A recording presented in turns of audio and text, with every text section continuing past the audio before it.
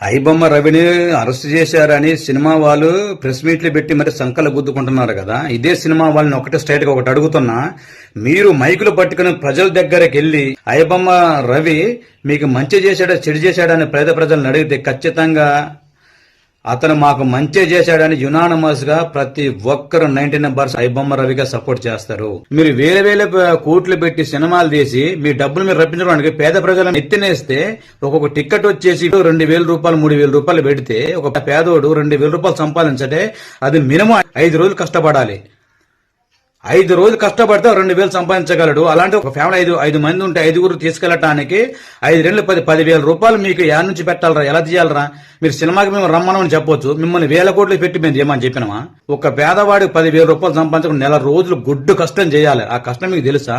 1000 కోట్లతో సినిమాలు తీసే మీకు ప్రజల బాధలు మీకు ఏం తెలుస్తాయి? ఆయన తప్పు చేసినా గానీ కొన్ని 1000 కోట్ల పేద ప్రజలకి మంచి చేశాడు.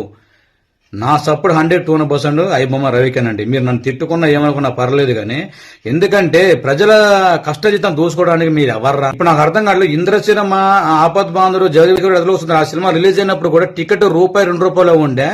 అలాంటి సినిమాలు కూడా కొన్ని సంవత్సరాలు ఆనేరు థియేటర్లలో. మీరు ఇప్పుడు తీసే తొక్కలో సినిమాలు వారం రోజులు కూడా ఆడట్లేదు. ఆ వారం రోజుల్లోనే మీరు పెట్టిన 100 కోట్లు రావాలని మీరు ఒక్కొక్క టికెట్ ₹1,000 2,000 పెంచి ప్రజలనెత్తిన ఎత్తి ప్రజలు ఎందుకు ఇవ్వాలరా మీకు డబ్బులు?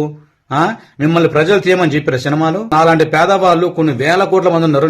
నాకు నిజంగా చాలా కోపం వస్తుంది. సినిమా వాళ్ళు మీటింగ్లు పెట్టి మరీ సంకలు గుద్దుకుంటున్నారు. నీకు పేదవాడు నేను చెప్తాను, నేను సినిమాలు చూడక 10 సంవత్సరాలు దాటుతానండి. ఎందుకంటే ఒక నిరుపేద కుటుంబంలో పుట్టాను. నేను సినిమాకి పోవాలంటే నా ఫ్యామిలీ మొత్తం తీసుకెళ్ళి ఒక్కరిని చూస్తే నాకు ఆనందం ఉండదు. నా ఫ్యామిలీ కూడా చూడాలి. మరి నా ఫ్యామిలీ అందరు పోయి చూడాలంటే నాకు 10,000 ఖర్చు అవుతాయి. 10,000 మీరు తెచ్చిస్తారా? అయ్యే 10,000 ఉంటే ఒక పేదవాడికి నెల మొత్తం గడిచిద్ది. అర్థమైందా? ఆ డబ్బులు దోచుకోవడానికి అది మీకు ఎందుకు ఇవ్వాలరా నాకు అర్థం కాదు. మీ సినిమా వల్ల ఒక వైరస్ లాంటి వాళ్ళు ప్రజల డబ్బులు దోచుకుంటా ఉంటే ప్రజలు నష్టపోకూడదు, ఇంటిల్లి 10 హ్యాపీ చూడాలని అతను ఒక యాప్ ఇది క్రియేట్ చేసి ఆ సినిమాని డౌన్లోడ్ చేసి మంచిగా ప్రజలు చూసుకునేలాగా ప్రజల రూపాయలు ఖర్చు కాకుండా చేశాడు.